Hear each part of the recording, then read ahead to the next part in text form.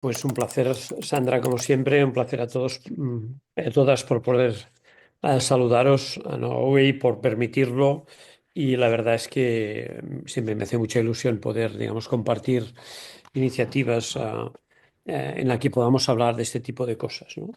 Me gustaría básicamente estructurar esta charla en cuatro puntos, cuatro cosas que creo que tenemos que hacer. Una es hacer que las cosas pasen, pero que pasen con sentido.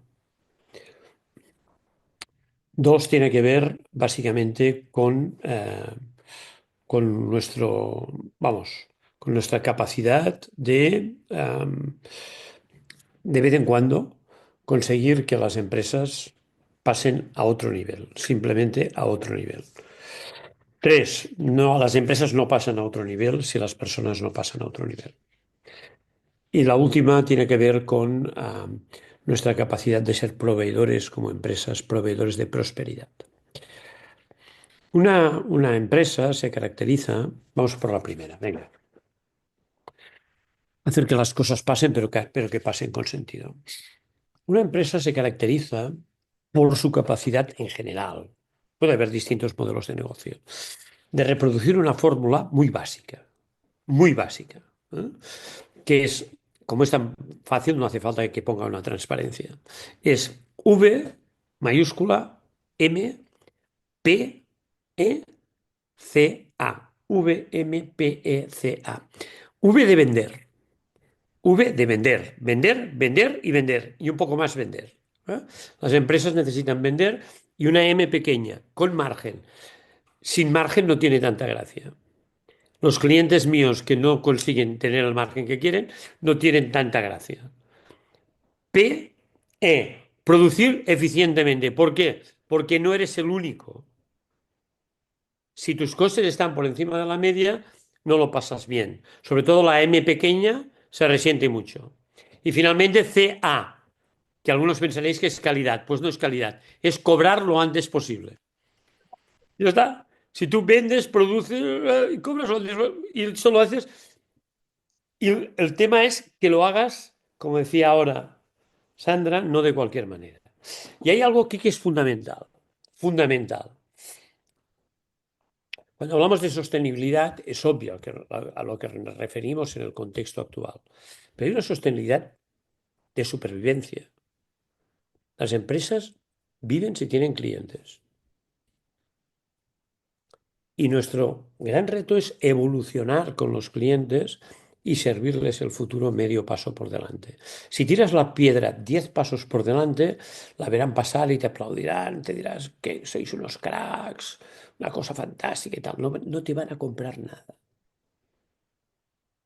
La gracia es evolucionar con tus clientes y servirles el futuro medio paso por delante. Y intentar hacer esto hoy, pero tener una propuesta que sea sostenible también para mañana. En general, somos empresas, no somos negocios. Esta es una distinción muy importante. Una empresa es una comunidad de personas entre un propósito y un legado que en medio tiene que ganar dinero. Si no gana dinero, cierra. Un negocio es otra cosa. Un negocio es una concatenación de operaciones que si va bien deja dinero. Entonces, las empresas, cuando piensan en términos de propósito, de sostenibilidad, etcétera, es porque son una comunidad. Y ser comunidad implica esta voluntad de futuro. Y cuando pensamos en futuro, muchas veces decimos, "Bueno, vamos a hacer un plan estratégico". Yo que he hecho muchos planes estratégicos diré, mira, hay casas fantásticas, hay empresas fantásticas, súper conocidas, que nunca han hecho un plan estratégico. Quizá por esto les ha ido tan bien, no lo sé. Nunca han hecho un plan estratégico. Y tengo clientes que hacen planes estratégicos y les va de fábula. Lo importante no es tener un plan o no tener un plan. Pero sí que hay una cosa especialmente importante. Es tener claridad estratégica. Claridad estratégica. Estos días, una de estas empresas muy conocidas que han cambiado de presidente, un- uno de sus directivos me llamaba y me decía, Xavier, es que quiero hablar contigo porque sé que conoces al nuevo presidente, etcétera. Quiero hablar contigo porque me gustaría un poco comentarte lo que le quiero decir, ¿no? Y le dije, sobre todo, explícame dónde quieres ir. Yo pensaba, bueno, esto te va a pegar un palo de 10 minutos para explicar dónde quieres ir. Pues no, hizo lo que creo que hay que hacer.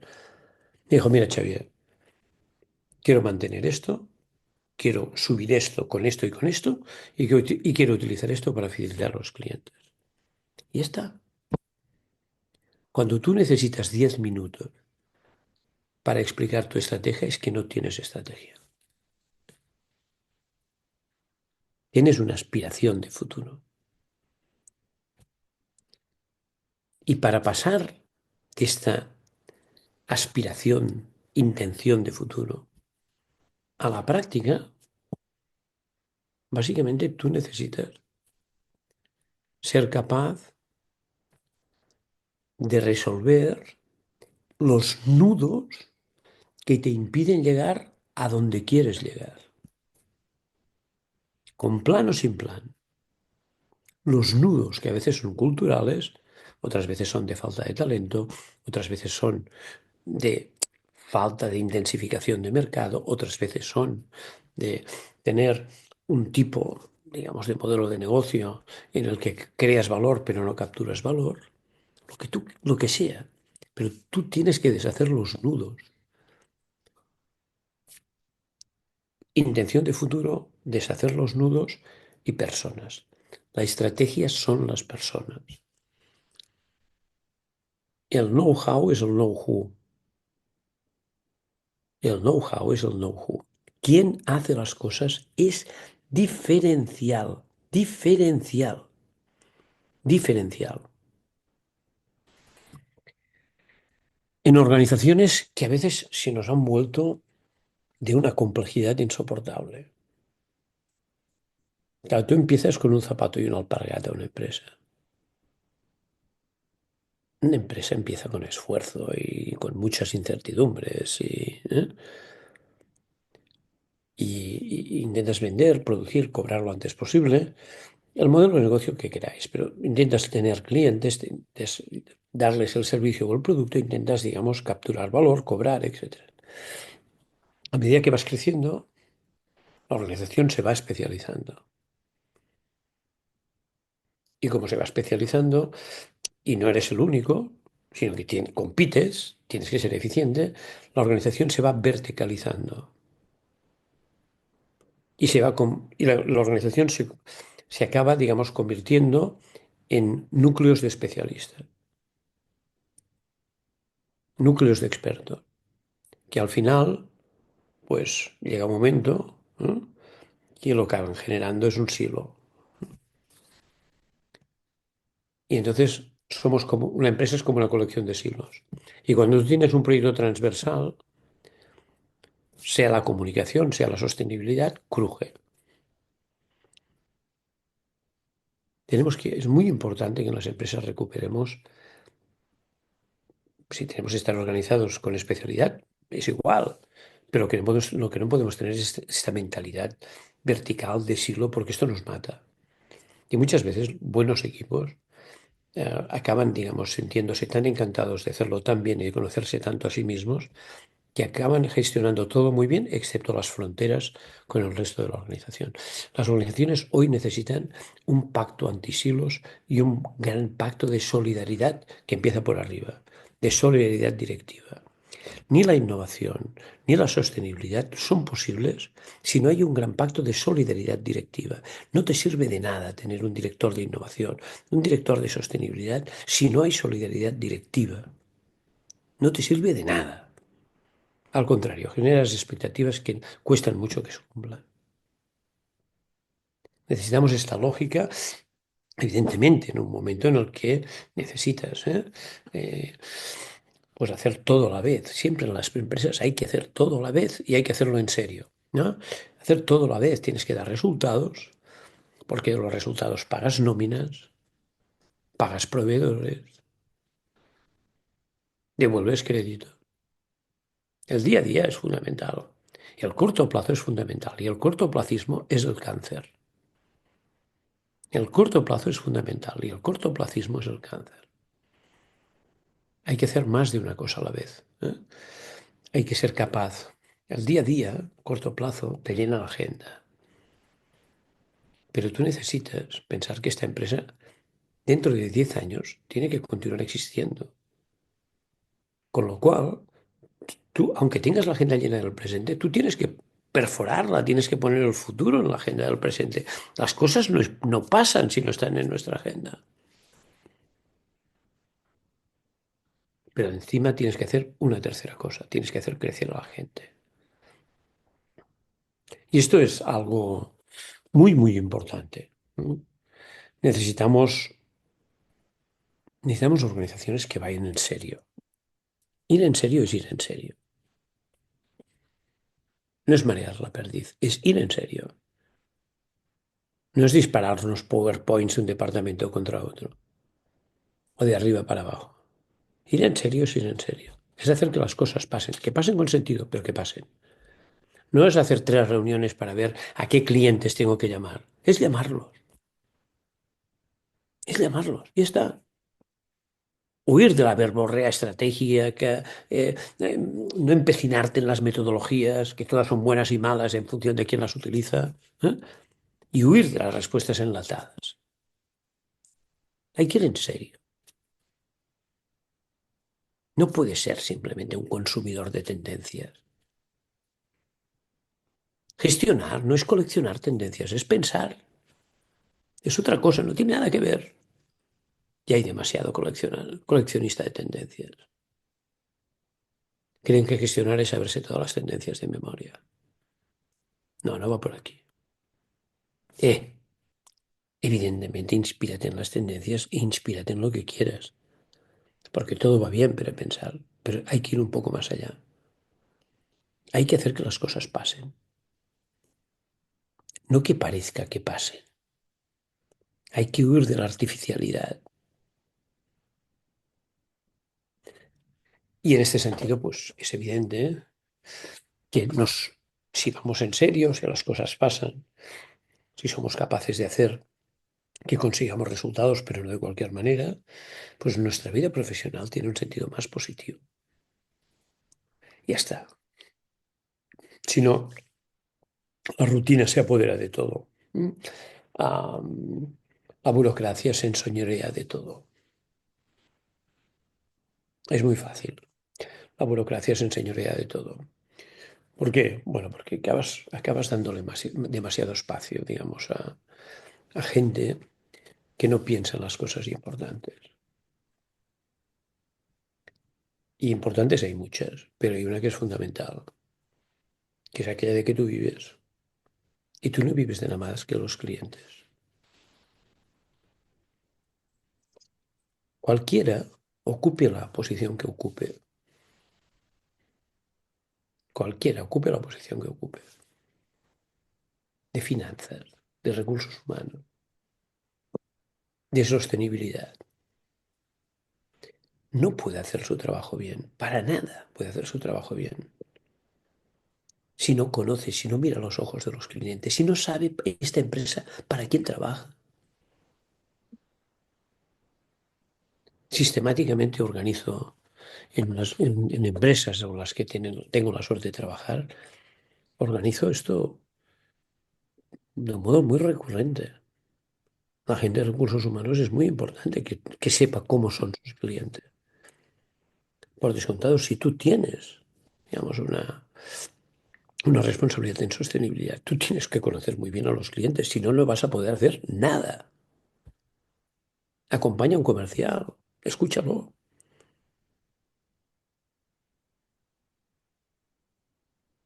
Pero la innovación es fundamental. La innovación no sale de la tecnología. La innovación sale de contestar la pregunta, ¿qué necesitará mi cliente que no me sepa expresar? Y esto es fundamental, ¿eh? Hacer las cosas en serio, combinando agilidad y paciencia. Agilidad porque necesitamos competitividad y necesitamos...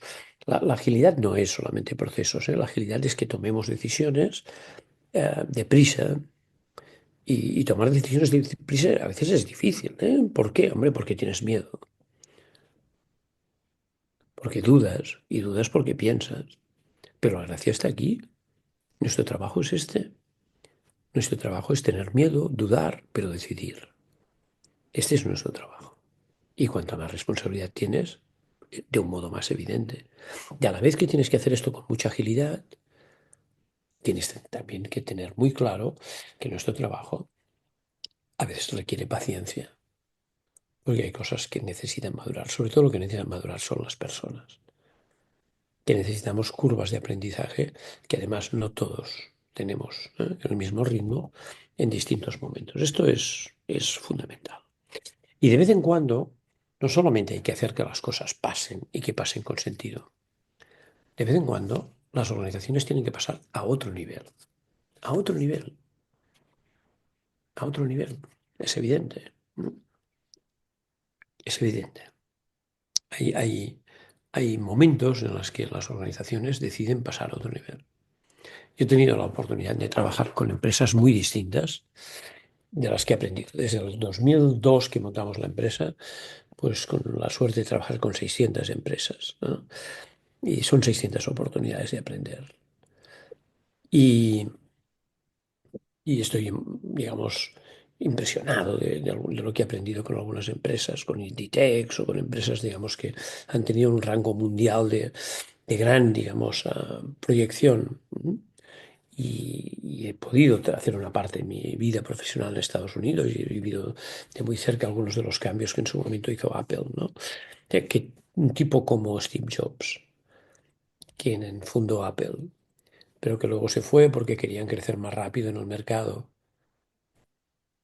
y luego lo tuvieron que recuperar porque nunca es una gran idea crecer sin perdiendo el alma. Crecer sin perder el alma es toda la gracia. Si creces y pierdes el alma, te dispersas. ¿Qué es lo que le pasó a Apple? Cuando volvió Steve Jobs, hizo una cosa que para mí es enormemente difícil, que es coger un portfolio con 300 y pico de referencias y reducirlo a 8. Esto es brutal. Es casi volver a empezar. Pero a partir de aquí empezó todo. El iPad, el iPod primero, el iPad y el iPhone, el iWatch, etcétera, etcétera, etcétera, etcétera. Saltar a otro nivel. Yo he visto saltar a otro nivel a SEAT con el nacimiento de Cooper. He estado muy vinculado. He tenido mucha suerte con esto. Es otro nivel. Si no, no hubiera sobrevivido SEAT. O he visto, digamos, empresas que... He visto, por ejemplo, una empresa de la que he colaborado mucho y que me fascina, que es Egoin, una empresa vasca, vizcaína, que, bueno, y a la vez ahora están en Vitoria, que ha hecho un salto de nivel gracias a la sostenibilidad, con una idea muy clara, digamos, de que eh, esto de la construcción en madera estaba muy bien y era una aportación grande a la sostenibilidad, una alternativa a un sector que necesita un gran baño de sostenibilidad como es la construcción, pero que lo sensato era hacer construcción en madera con madera local, no con madera que viniera de Tailandia. Y ha creado un ciclo extraordinariamente potente. Y en este ciclo ha conseguido, gracias a la computación visual y y a la inteligencia artificial, dar un salto increíble en el aprovechamiento de la madera, como de un 10-15% en su materia prima. Y ha conseguido también con la inteligencia artificial una eficiencia enorme en la forma que tienen de cargar los camiones, que después es fundamental a la hora de construir. Hay momentos que una empresa da un salto. Una empresa preciosa, preciosa, ¿eh? Menos conocida. Vivia, con V la primera y con B alta la segunda. Vivia es una empresa preciosa, es una empresa de iluminación premium de lámparas maravillosas, etcétera. Cerrad por favor los micros, ¿no? Y entonces es una empresa extraordinaria. Es una empresa, pero que empezó haciendo fluorescentes. No hay cosa más commodity que hacer fluorescentes. aprovechó un cambio en la tecnología, apareció la tecnología de LEDs y dio un salto increíble.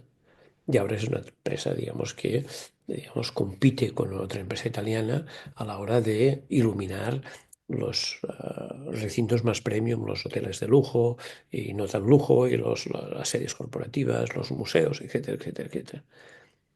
Hay momentos en la vida que uno tiene que dar un salto. Una parte del salto puede ser claramente en sostenibilidad, claramente, en todos los sentidos, en todos los sentidos, claramente, claramente.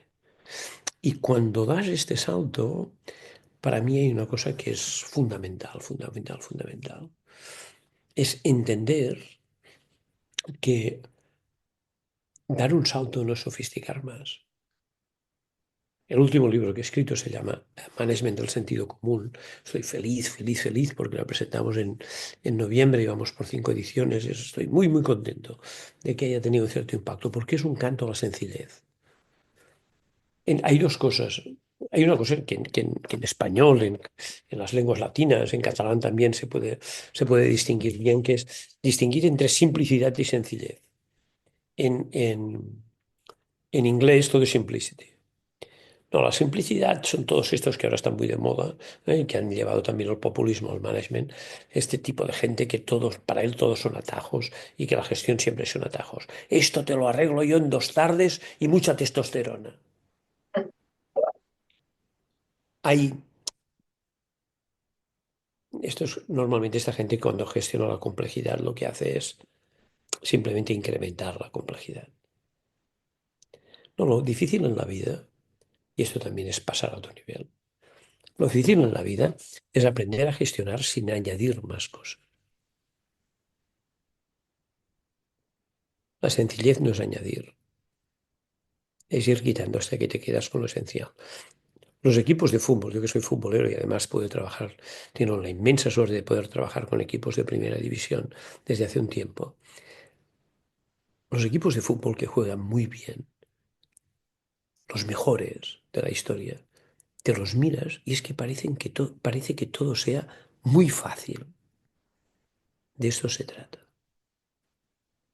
de pasar a otro nivel y de que las cosas parezcan de una facilidad extraordinaria.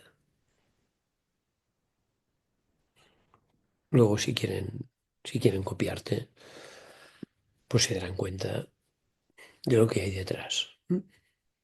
Creo que este es un trabajo importante, saber hacer que las cosas pasen, que pasen con sentido, y también pasar a otro nivel. Y para pasar a otro nivel solo tenemos que las personas pasen a otro nivel. Hay organizaciones donde la gente saca lo mejor de sí mismo. Hay equipos donde la gente saca lo mejor de sí mismo. Y hay organizaciones que matan lo mejor de la gente. Y hay equipos con gente que mata lo mejor de la gente. Ahora tendremos un cambio importante, que es un cambio de contexto grande. En el mundo no hay 10.000 cosas que definan el futuro, hay 4 o 5. La demografía, entre paréntesis con las migraciones, que es un tema muy importante, el, el cambio climático, la emergencia de las tecnologías de datos y algunas más, y alguna cosa más. Evidentemente, todavía las enormes bolsas de pobreza y alguna cosa más, no 25.000 más, ¿no? Mm. Ahora vamos a vivir otro momento, digamos, de cambio en mayúsculas. Ya está, no pasa nada. ¿Eh? Desde que soy joven, escucho gente que me dice, no es un cambio de época, no es una época de cambios, es un cambio de época. Ya estoy harto de tantos cambios de época, no sé qué va a ser. La vida es adaptarte, ya está. ¿Eh? Pero esto va a tener impacto, la inteligencia artificial va a tener impacto. El management, la gestión de empresas tiene 100 años, ciento y pico. ¿eh? Si escogiéramos, por ejemplo, el primer libro de Henry Fayol de 1916, que lo que quería es que el management fuera una ciencia de la productividad, pues sería esto, 1916. Lo que es cierto es que con la segunda revolución industrial empieza, empieza el management. Antes había cosas, pero no tantas. Empieza esta voluntad de hacer una ciencia de la productividad primero, que luego evoluciona. Y el management industrial, especialmente el sector del automóvil, es el que ha condicionado todo el management del siglo XX, en el que la mayoría de gente son gente que ha trabajado con las manos. Y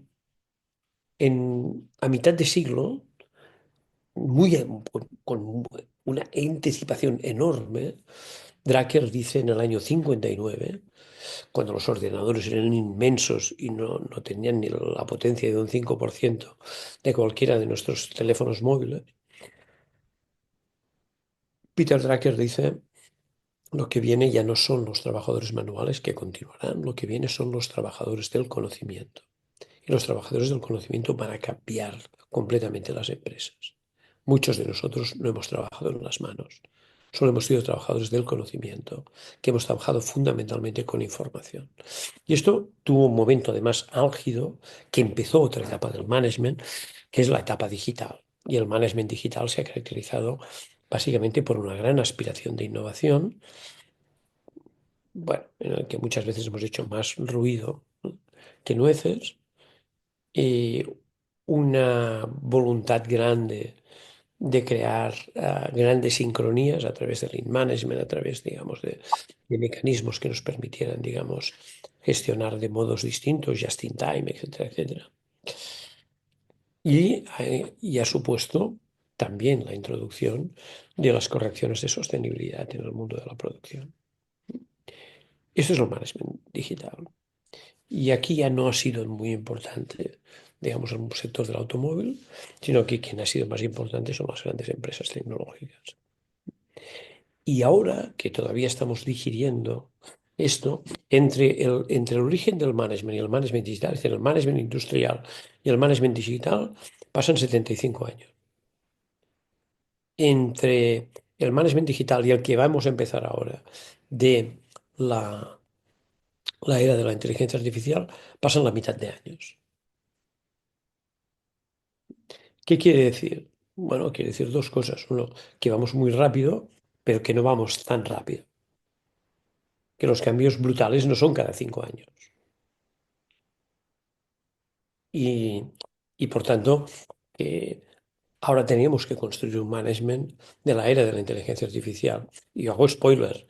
Para mí el management de la era de la inteligencia artificial tiene que ser, solo es sensato que sea el management humanista. Y aquí hay un factor clave. Y así como hemos tenido en el pasado trabajadores manuales, trabajadores del conocimiento, yo creo que lo que viene ahora básicamente van a ser trabajadores del pensamiento. Porque estas tecnologías de datos, la inteligencia artificial, te harán propuestas como de copiloto, querrán ayudarte a codecidir contigo. Y esto es muy, muy importante, ¿eh? Entonces, esta lógica de estas tecnologías son tan potentes que necesitan gente que piense. Si tú no piensas, estas tecnologías te llevan. Solamente te las diferencias y les das sentido si tú eres capaz de pensar. Y en el management hay una gran tradición de mimetismo, de copiar lo que hacen otros. No hay una gran tradición de ir contracorriente. Y lo más importante es tener capacidad de pensar. Y pensar se piensa solo, razonar se razona en equipo. O sea que además atreverse a pensar no ha sido tan fácil. Y creo que lo que van a venir después de trabajadores manuales que quedan, trabajadores del conocimiento que quedan, va a ser trabajadores del pensamiento. Gente con capacidad de pensar, de trabajar con tecnologías, de llevártelas a tu favor. Si tú solo mimetizas, estas tecnologías son tan potentes que te llevan a un sitio interesante, pero donde están todos. Y si te llevan donde todos, te diferencias menos. Y si te diferencias menos, eres más commodity. Y si eres más commodity, solo luchas por precios. Y si solo luchas por precios, hay alguien que lo hace más barato en el mundo. ¿Por qué? Porque La gracia está en no ser organizaciones baratas. Nos ha costado mucho no tener empresas baratas. Lo difícil es mantenerlas, pero nos ha costado mucho. Y este es el proyecto. El proyecto es este. El proyecto es no tener empresas baratas, sino empresas que sean capaces de singularizarse en este nuevo contexto de la inteligencia artificial. Y esto para mí es enormemente importante. Entender el cambio que vamos a hacer. Sin, sin exagerar, sin exagerar, sin duda, ¿Cómo sin estás? Muy bien. exagerar. Joder, tío, pues mira, acaba de estar María, mi jefa, que ha comido con nosotros y nos íbamos a meter a comprar y tal, y estábamos, coño, le acabo de decir, digo, David, cierra el micro, por favor. nos despejamos, digo, que tengo ganas de comer con mis No. compañeros, se está contando. Y tal, y cual, ¿qué tal? Aquí escuchando.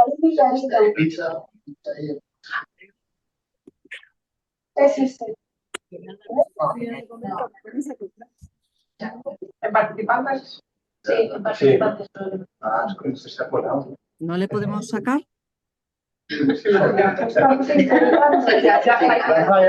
Javier, perdón. Javier, perdón, puedes continuar. Vale.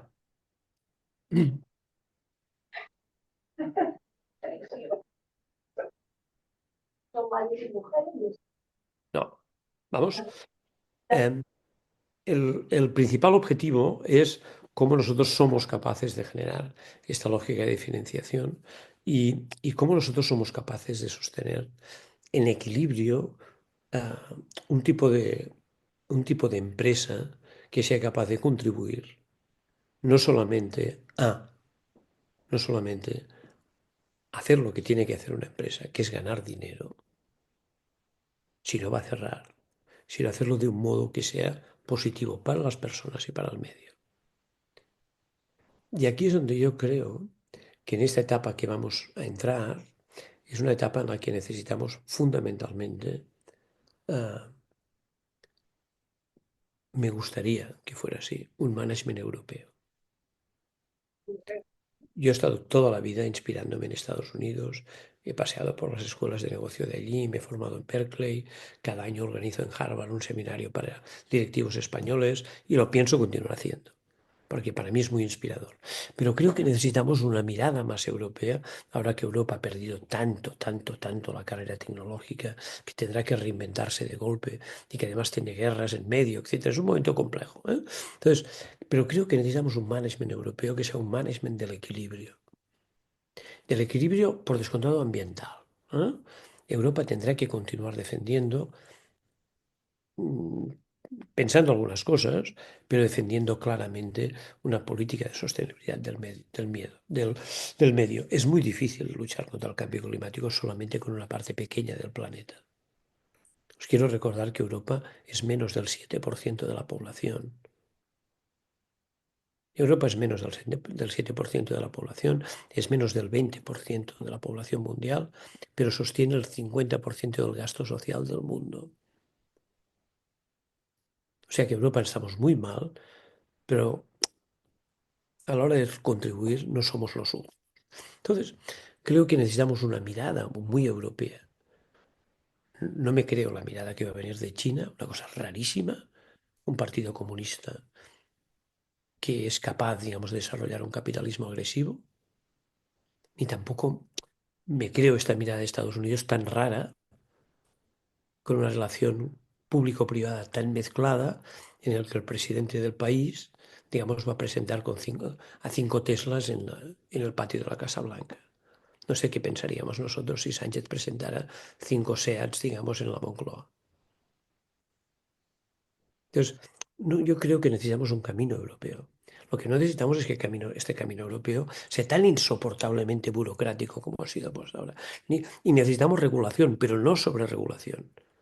Pero mantener lo que tenemos es enormemente difícil. Mantener políticas que sean sensatas con la sostenibilidad. En Estados Unidos esto va a pasar de golpe y es una pésima noticia. Es una pésima noticia. Y nosotros necesitamos, pues, simplemente mantener un estilo de vida que nadie nos va a pagar. Nadie nos va a pagar. Yo en el año 2006 monté una empresa en Chicago y le pregunté al gestor, oye, ¿cómo organizamos esto de las vacaciones? Dice, no sé, tú mismo. Y digo, bueno, 30 días, ¿no? Y me dijo, Xavier, no inventes, ¿eh?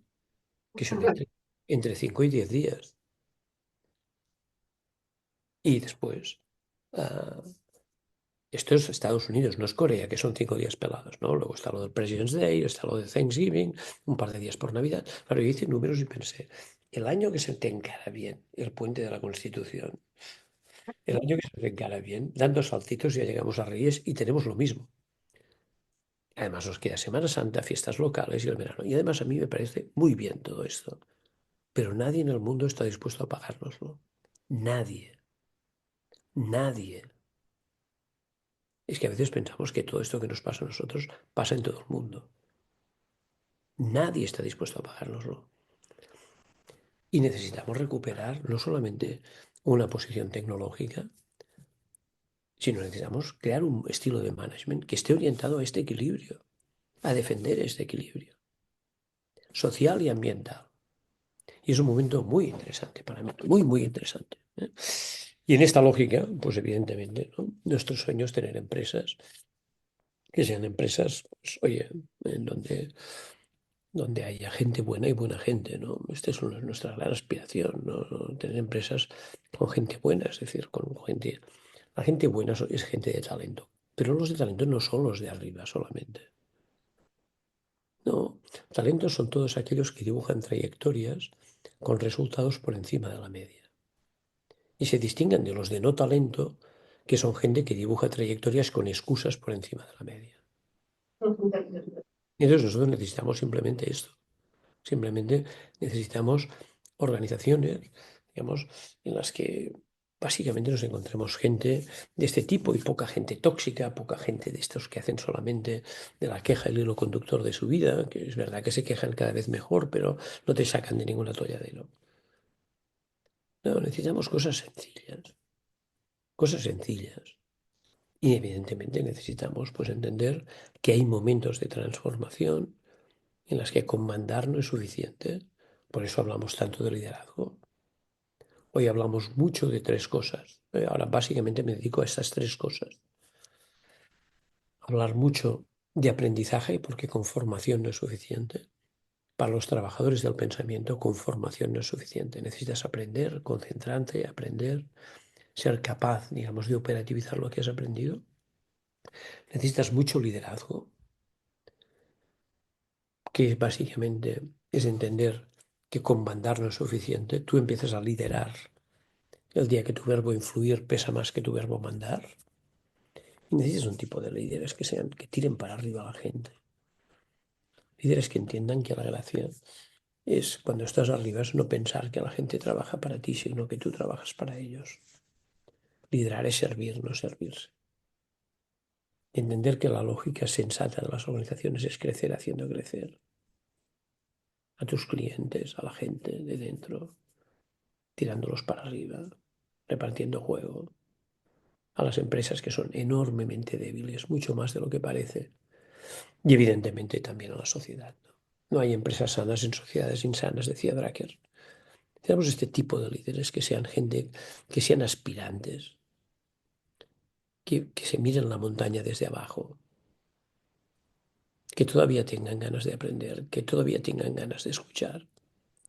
No que se sientan tan pagados de sí mismos que se crean en la cima y nadie les puede decir nada. Cuando tú estás en la cima y nadie puede decirte nada, en la vida solo te queda una cosa por hacer, que es bajar. Y necesitamos una lógica distinta, digamos, evidentemente, ¿no? En respecto de nuestra relación con la sociedad, crecer haciendo crecer también a la sociedad. Las empresas tenemos que ser proveedoras de prosperidad y sostenibilidad. Esto es lo que tenemos que ser. Grandes proveedoras de prosperidad y sostenibilidad. Es nuestro rol en la sociedad. Hacer funcionar el ascensor social y hacer funcionar el ascensor de la sostenibilidad. Ese es nuestro trabajo. Y dejar legado, Normalmente hablo de un triángulo con 3 L's, que en inglés me queda muy bien, que es Learning, Leadership and Legacy. En medio pongo una R, para acordarnos de que sin resultados no pasa nada. Y me gusta hablar mucho de legado, porque el legado es lo que vamos a dejar. Es lo que vamos a dejar. En esta lógica de dejar legado, pues me parece que hay un legado que es colectivo, que es un poco inversamente proporcional al vacío que dejas, sino al vacío que dejas si no hubieras existido en un territorio, en un sector, en unos clientes. Y también me gusta mucho hablar del legado personal, porque te ayuda a ordenar tus agendas. Nosotros somos nuestras agendas. Si tu agenda no te gusta, no te gustas tú. Entonces tú necesitas, los líderes necesitan tener agendas con sentido y hacer que su gente tenga agendas con sentido. Y una parte del sentido viene del legado. Pero no solo del que dejamos colectivamente, sino también del que dejamos personalmente. Tenemos que intentar positivizar nuestro tiempo profesional. Esta gente que empieza a vivir a las 6 de la tarde cuando termina, son gente que tira media vida. Tira media vida. Es muy importante positivizar este espacio de nuestra vida y pensar que está bien que estés en equipos y en empresas donde puedas dejar algo. Porque al final un día te irás, un día te jubilarás. Y llegará un momento en el que la gente te va a recordar con una frase. Pero es muy importante que en la frase las palabras, el verbo o el tono de lo que digan te permitan pensar simplemente que tu trayectoria valió la pena.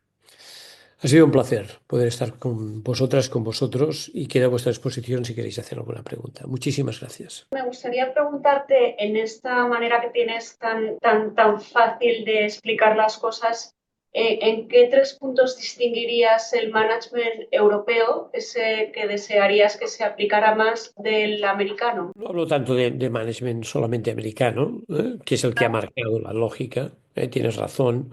Am, Me gustaría, digamos, pensar en un management en el que equilibráramos mucho mejor la necesidad de resultados. El management humanista es, para mí, dar resultados, pero no de cualquier modo, pero hay que dar resultados, con el modo de dar resultados. Este es uno, este me parece que es fundamental. En segundo lugar, me gustaría que fuéramos capaces de entender que el humanismo es enormemente exigente y que siempre hay que distinguirlo del buenismo.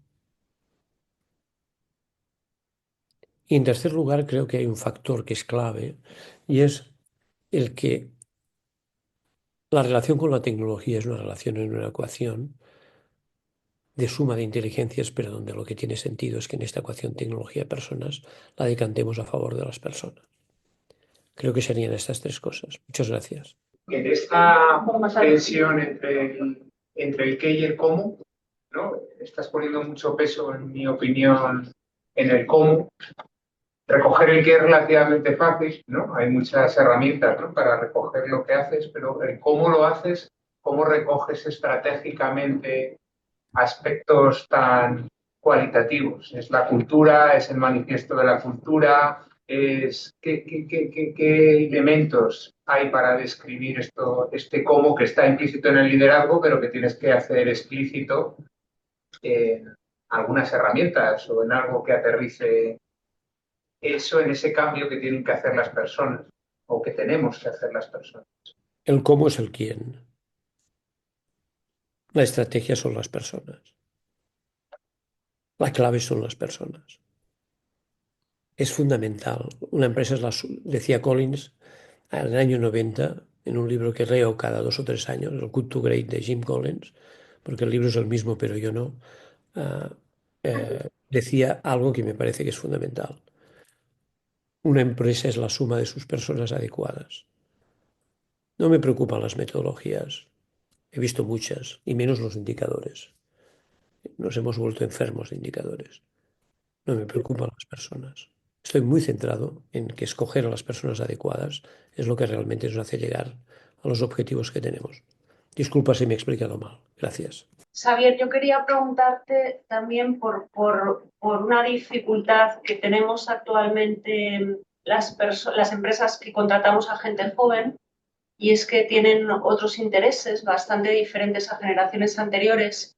Y me gustaría saber cómo recomiendas o cómo debemos abordar eh, esos perfiles, especialmente jóvenes, que necesitan pues probablemente moverse de una empresa a otra mucho más que antes, que buscan mucha más conciliación, en fin, que convivimos con generaciones distintas dentro de las empresas y es bastante difícil la gestión y la combinación.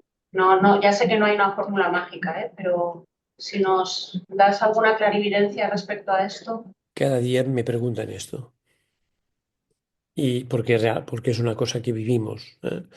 Yo en este sentido creo que cada caso es cada caso.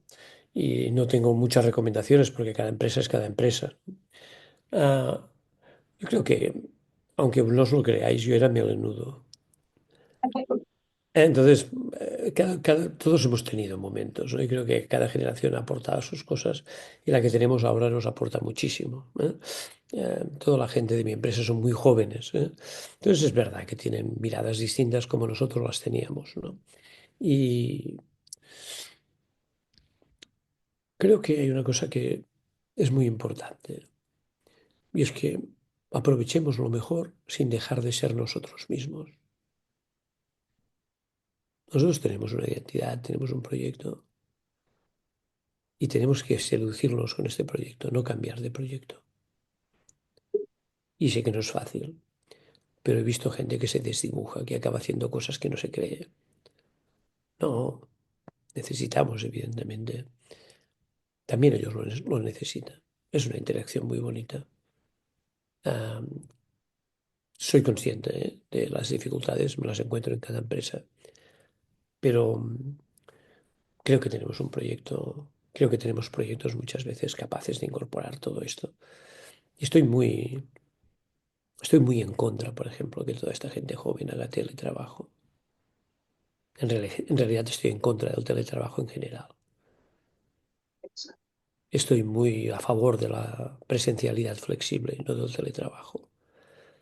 Am, Les hurtamos a esta gente, que ellos lo piden e insisten mucho. Les estamos hurtando el que crezcan bien profesionalmente.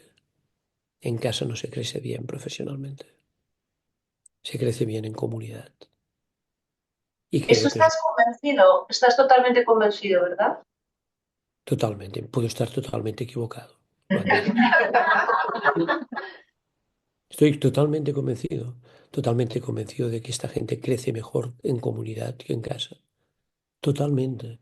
Y además las empresas me contratan para que se lo explique. No, estoy convencido. Estoy convencido de que no les va bien. De que cambiar de empresa casi sin haber ido y pasándote el día ante una pantalla no es la mejor forma de crecer. Estoy totalmente convencido. Ni es tampoco, digamos, no, una empresa necesita gente que se complique la vida, que quiera complicarse la vida. Cuando las empresas no tenemos gente que se quiere involucrar, que se quiere complicar la vida, nos volvemos enormemente débiles. No, no estoy muy convencido de esto. Puedo estar totalmente equivocado, por descontado. Porque no has visto ningún modelo de empresa en teletrabajo que sí esté consiguiendo funcionar y crear esa comunidad para hacer crecer a los empleados. Bueno, las empresas digitales que conozco que más están creciendo no hacen teletrabajo. He dicho empresas digitales. No, no, es que no todo es así, ¿eh? Es que hay gente que lo plantea de otra manera. Es muy interesante, ¿no? Y algunas de ellas son pequeñas, ¿no? Pero son de 200 personas, pero otras son de 3.000 personas y cada año incorporan 500 o 1.000 personas. No, no, no, no, no, no. Todo esto está cambiando y va a cambiar mucho más. Lo que no podemos hacer, lo que no tiene sentido es volver a la presencialidad rígida. En esto yo no estoy a favor. Es igual que digo rotundamente no creo en el teletrabajo, digo rotundamente no creo en la presencialidad rígida. Creo que es a veces bastante sensato que uno se quede en casa. Depende de lo que tenga que hacer. Pero finalmente la caída de la productividad en muchas empresas es inexorable. No, no va a pasar. Va a cambiar. Ojalá no volvamos a la presencialidad rígida. Sería un gran error.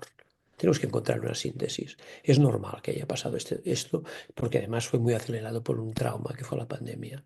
Encontraremos una buena síntesis para que la gente no tenga agendas estúpidas, sino que tenga agendas inteligentes. Quedarse en casa no es lo más inteligente. Yo quería preguntarte qué características, qué detonadores, qué ocurre cuando una empresa a la que ayudas como consultor de verdad se pone en el cambio. O sea, más allá de que vayáis y les doy dar sesiones a la gente inspiracionales sobre el management humanista, ¿qué ocurre cuando de verdad esas compañías deciden cambiar hacia ese management humanista? ¿Cuáles son los detonadores que te has encontrado? Yo soy muy optimista. Cada vez me encuentro más empresas, digamos. O sea, primero, yo no quiero convencer a nadie. Yo no quiero convencer a nadie. Cada empresa que haga lo que considere que tiene que hacer. No me siento tan... No quiero convencer a nadie. Simplemente creo que hay una forma sencilla y más humana de hacer las cosas. Ah, creo que cada vez encontramos gente que se da cuenta de algunas cosas.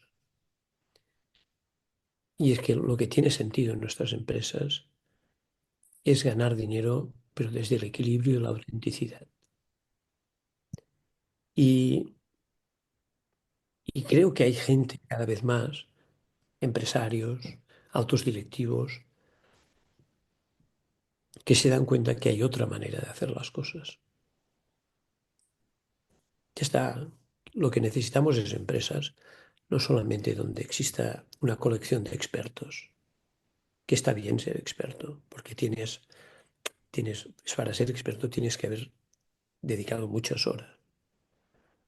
No, necesitamos, más allá de los expertos, que los necesitamos todos, necesitamos sabiduría. Y la sabiduría es este perfil de gente que se da cuenta de que además de la expertise necesitamos humildad, necesitamos generosidad. Si no hay generosidad, hay solamente burocracia. Pero tengo que decirte, Sandra, y tú me conoces, que soy muy optimista.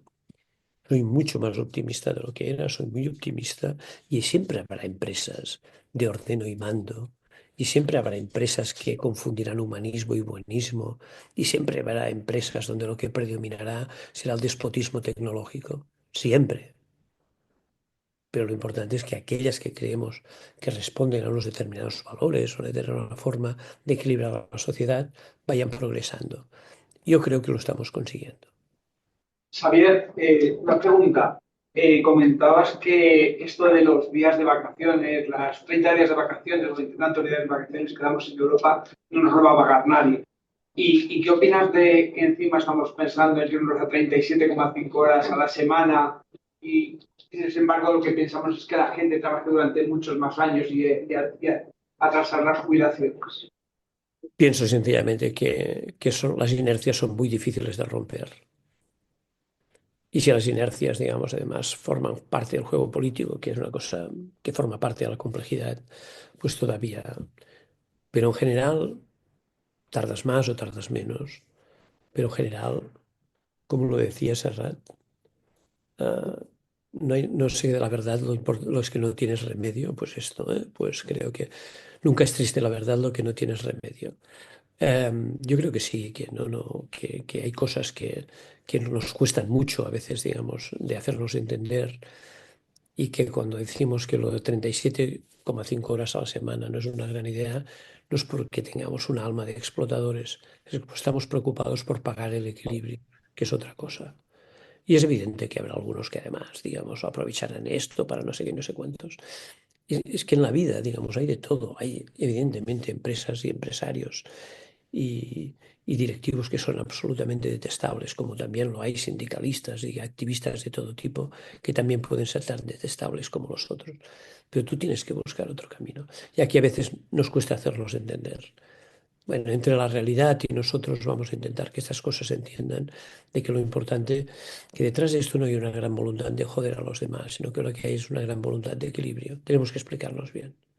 Xavier, muchísimas gracias. Es simplemente una pregunta rápida. ¿un ambiente tóxico es reversible o necesariamente hay que extirpar uno o dos elementos, los elementos que producen esa toxicidad, o reubicarlos? ¿Tú qué piensas? Te invito, y si luego me mandas el correo, te lo mando.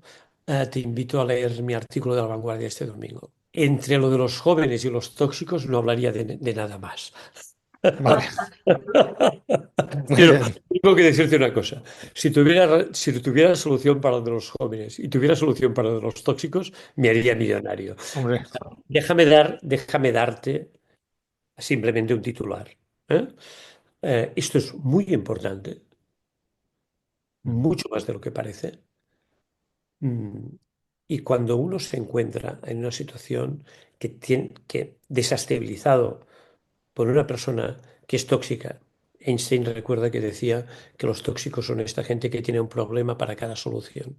sí, ¿No? Ah, lo único que creo que es sensato es compartirlo con otras personas, porque no digo que sea la voluntad de las personas, pero pueden generar unas situaciones realmente muy delicadas. Yo he visto altísimos directivos absolutamente destrozados.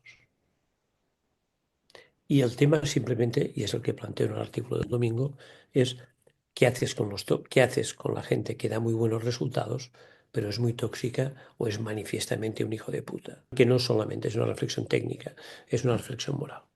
Solamente daros las gracias, dar gracias a Sandra como directora, dar gracias a Noah Way por poder estar aquí. Para mí ha sido un lujo y espero que os haya tenido alguna utilidad. Muchísimas gracias por todo.